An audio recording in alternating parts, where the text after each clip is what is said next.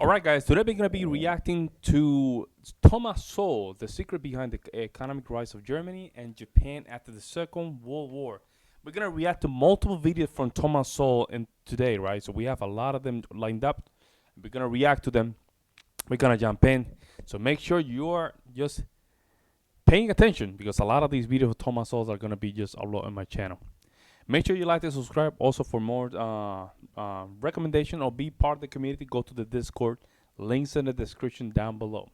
Let's jump in. Let's see what's going on. Share and subscribe. Let's go. It helps to reach more people. Have you ever wondered why Germany and Japan became economic powerhouses after the Second World War, Good despite question. suffering the greatest losers? As we shall see, there wasn't any rocket science done. To get beautiful citations like the one you find on the screen, please visit the website. Let's begin. Some things are believed because they are demonstrably demonstrably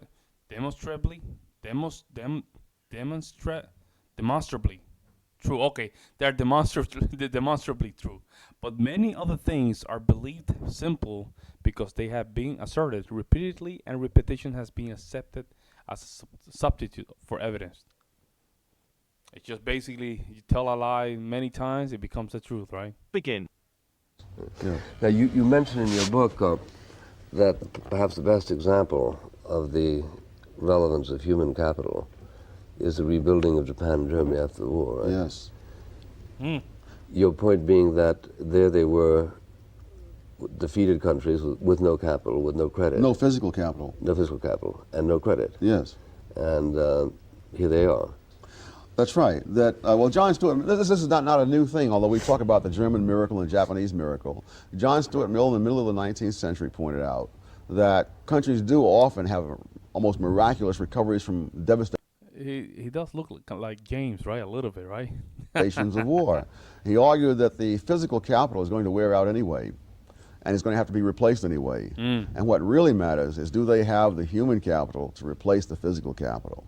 Conversely, you may have all sorts of transfer programs in which vast amounts of physical capital change hands, either because of foreign aid programs or because of confiscations, nationalizations of foreign enterprises, and so forth. And yet, if the people who acquire this capital don't have the human capital to maintain it and reproduce it, it's only a matter of time before it begins to rust, to wear out, need spare parts, etc. And you've had a one-shot confiscation, but it really hasn't done anything in the long run.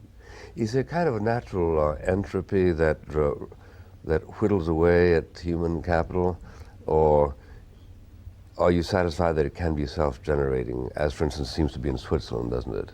Yes, there is a tendency of this human capital to sort of be like water seeking its own level. Whereas in a country where there's a great deal of a certain kind of skill, that skill will not be as productive as in some other country where it's scarce. And so you, for example, find the British developing the steel industry and the railroads, and then they'll move to Germany to build steel industries and railroads in Germany, and even to man them in the early stage, because there were no qualified Germans, if you can use those kinds of terms these days. Interesting.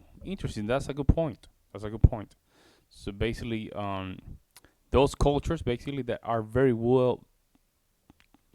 good in that specific areas, right? They're always gonna rise, right? Now, human capital is very important because not only just keep that system moving, but more so it can be replicated.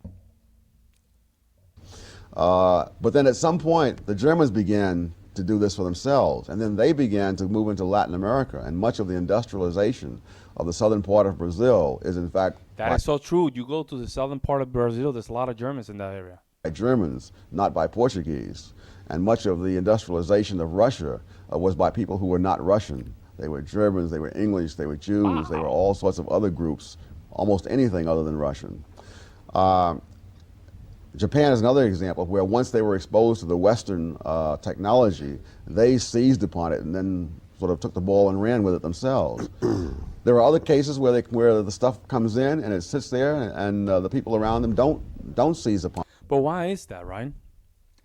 Why, even when Germans moved to Brazil, the southern part of Brazil, they build this. They build infrastructure. It might be because of the example of the English. They're very good with steel and roads.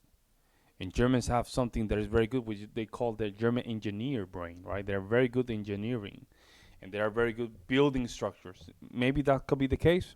Upon it. And again, these are areas where I would like to know the answers, but at this point, I'm happy just to be able to ask the questions because those questions have been ignored. Thank you for watching this video to the end. Please don't forget. Well, you guys have to tell me, right? And let's just go to the comment section. I love to go to the comment section. Let me just help you guys out here. My grandpa's Mexican, and he always told me that if all the Mexicans and Germans trade places, Germany will soon look like Mexico, and Mexico will look like Germany. God damn, wow, he went in.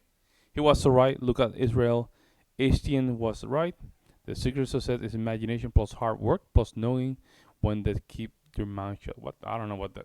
Well, he went kind of crazy there. Let me see what else. They did get capital from the Marshall Plan, but as he said, Germany did still have his human capital. This is the most important part, right? Germans have the human capital. So having a good system is just a matter of time when they can replicate that system. Let me see. True. Culture plays a big role. In Belgium, you got French and Dutch. French are lazy. Oh, I don't know about that. I don't know how true is that statement, right?